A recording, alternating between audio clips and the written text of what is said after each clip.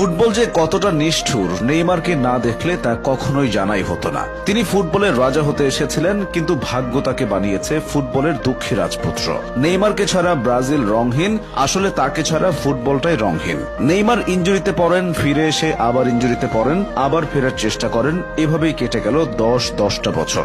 Neymar ভক্তরাও শিখে গেছেন অপেক্ষা কাকে বলে, আক্ষেপ কাকে বলে। ইনজুরি মুক্ত নেইমার প্রতিপক্ষকে কি করতে পারেন তা সবারই জানা, কিন্তু প্রমাণের সুযোগই তো পান না। 2014 সাল ব্রাজিলের ঘরের মাঠে বিশ্বকাপ, হেক্সা জয়ের স্বপ্নে বিভোর ব্রাজিলের ভক্ত সমর্থকেরা। তাদের স্বপ্নের সারথি নেইমার, সব ঠিকঠাকই যাচ্ছিল। কোয়ার্টার ফাইনালে কলম্বিয়ার মুখোমুখি হয় ব্রাজিল। ম্যাচ জিতে সেমিফাইনাল নিশ্চিত করে সেলেসাওরা। তবে অন্ধকার অনিশ্চয়তায় চলে যায় তাদের যুবরাজ নেইমারের ভবিষ্যৎ। ম্যাচ জয়ে সেদিন আনন্দ উল্লাস হয়নি, বরং বিষাদের বর্ষণে ভিজেছিল সমর্থকেরা।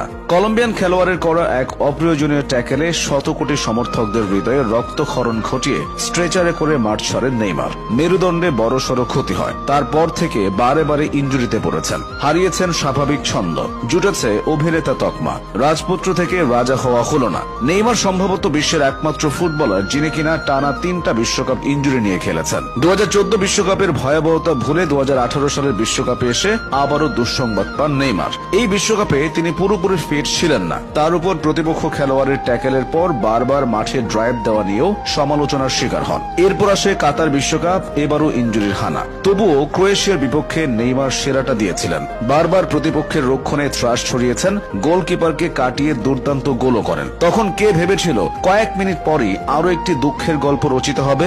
মেসির